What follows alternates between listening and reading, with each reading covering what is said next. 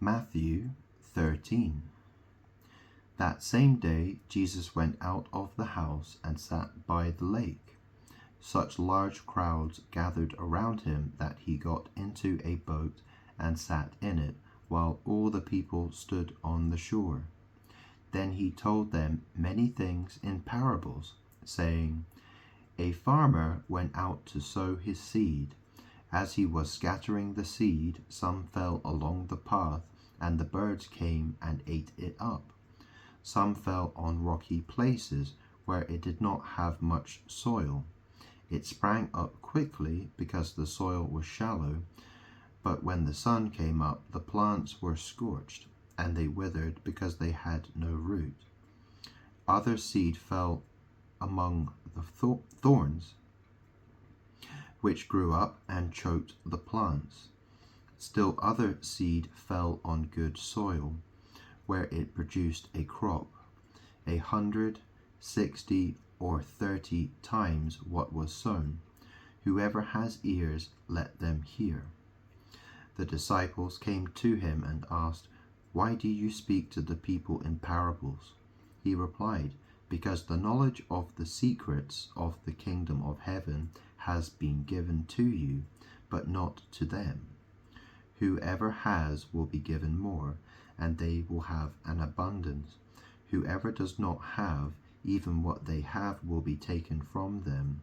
This is why I speak to them in parables. Though seeing, they do not see. Though hearing, they do not hear or understand. In them is fulfilled the prophecy of Isaiah.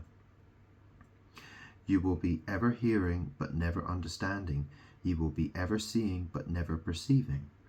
For this people's heart has become calloused. They hardly hear with their ears, and they have closed their eyes.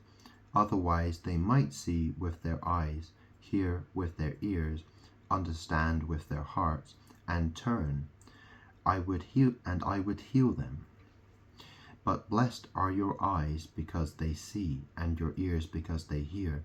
For truly I tell you, many prophets and righteous people longed to see what you see, but did not see it, and to hear what you hear, but did not hear it. Listen then to what the parable of the sower means.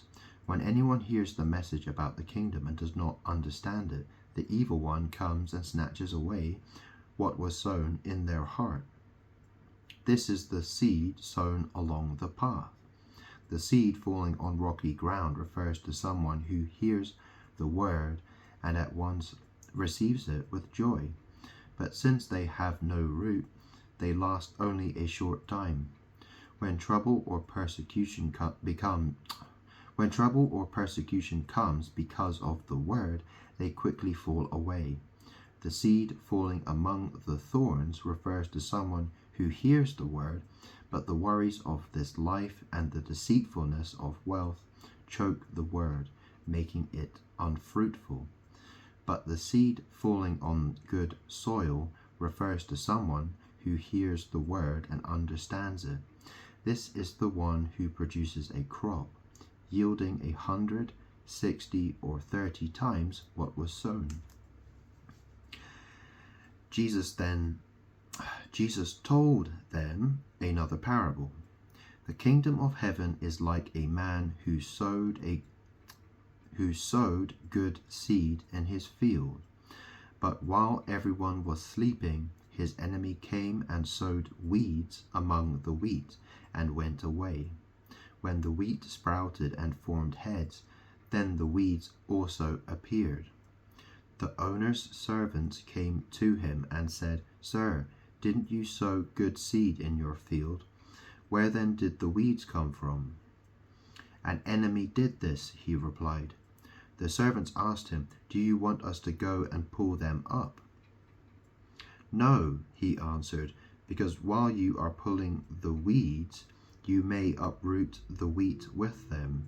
Let both grow together until the harvest.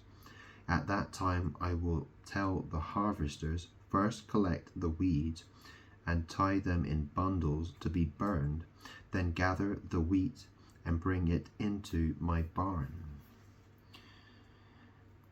He told them another parable. The kingdom of heaven is like a mustard seed, which a man took and planted in his field. Though it is the smallest of all seeds, yet when it grows, it is the largest of garden plants and becomes a tree, so that the birds come and perch in its branches.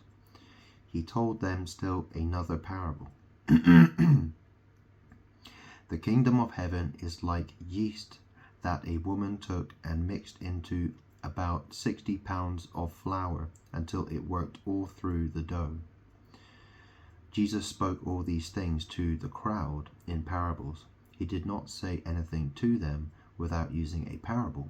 So was fulfilled what was spoken through the prophet. I will open my mouth in parables. I will utter things hidden since the creation of the world. Then he left the crowd and went into the house.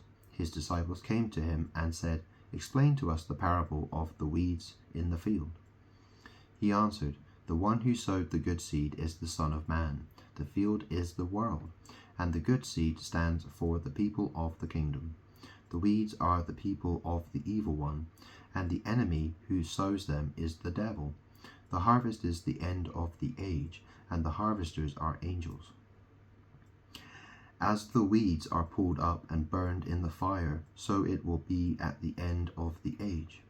The Son of Man will send out his angels, and they will weed out of his kingdom everything that causes sin and all who do evil.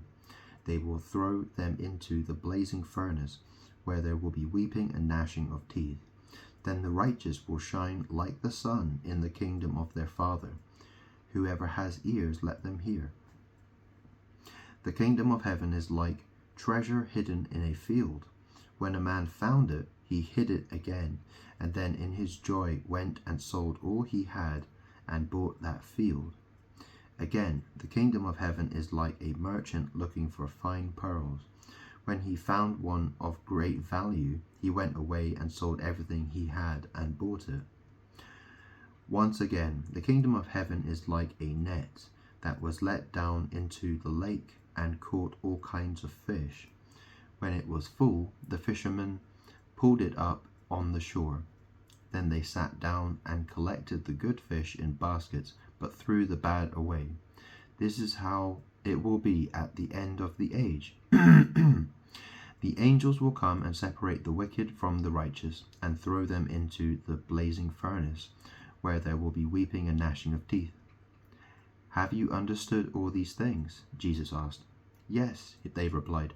He said to them, Therefore every teacher of the law who has become a disciple in the kingdom of heaven is like the owner of a house who brings out of his storeroom new treasures as well as old. When Jesus had finished these parables, he moved on from there. Coming to his hometown, he began teaching the people in their synagogue, and they were amazed. Where did this man get this wisdom and these miraculous powers? They asked. Isn't this the carpenter's son? Isn't his mother's name Mary, and aren't his brothers James, Joseph, Simon, and Judas?